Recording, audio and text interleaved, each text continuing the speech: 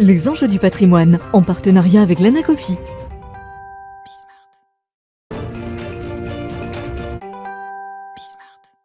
Bismart en fil rouge depuis la convention annuelle de l'Anacofi. On continue nos points réguliers sur l'antenne. Depuis le Carrousel du Louvre, on accueille Patrick Galtier. Bonjour. Bonjour. Merci d'être avec nous, président de l'Anacofi CIF. CIF pour Conseil en investissement financier. C'est ça. On n'a pas changé. Patrick, justement, sur ce sujet du conseil, est-ce que la crise sanitaire, les 18-24 derniers mois que vous avez vécu, est-ce que ça modifie un petit peu la manière d'appréhender ce métier, ce travail de conseil, justement ? Déjà, je mettrais ça en perspective par rapport aux autres crises. Oui. C'est-à-dire que les autres crises, souvent, sont financières.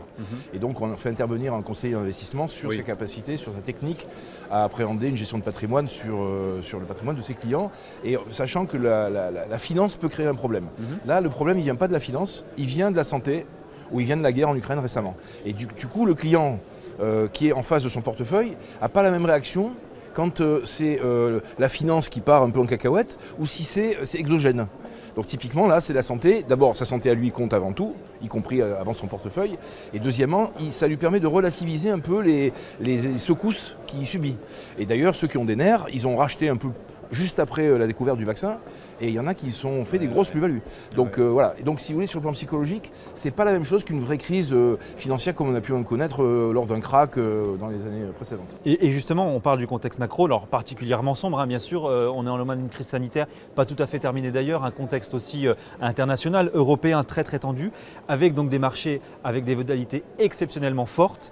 Est-ce que ça c'est de nature à orienter finalement un petit peu une demande en investissement qui peut être différente, qui peut être nouvelle ou qui peut être finalement incertaine aujourd'hui ? De toute façon, l'incertitude plane, c'est sûr. Après, on est dans un contexte hors crise qui est de taux d'intérêt très bas, ce qui fait que les produits qui donnent des rendements sécurisés n'existent plus. Il n'y a plus de possibilité d'avoir d'actifs sans risque. Alors l'immobilier, si vous voulez, joue un peu ce rôle-là, mais c'est immobile, c'est-à-dire en fait c'est pas très liquide. Si on veut des produits liquides comme les marchés financiers, on est obligé de prendre des risques. Et donc si on veut prendre des risques mesurés, d'avoir du temps ou de la diversification. Bien sûr. Donc c'est cet accompagnement que le conseiller d'investissement peut faire aujourd'hui, d'accompagner son client dans le temps pour savoir s'il a des stratégies ou des momentum un peu particuliers, et dans la diversification pour l'apprendre à avoir une appétence plus forte pour le risque que le français d'habitude qui faisait par exemple le fonds haut de l'assurance vie qui était quasiment une garantie en capital. Et vous percevez justement cette demande un peu différente des clients vers quoi d'ailleurs ? Est-ce qu'on parle beaucoup du local, on parle beaucoup de l'impact, on parle beaucoup aussi de la santé, vous le disiez. Est-ce que ça vous le percevez, vous le sentez ?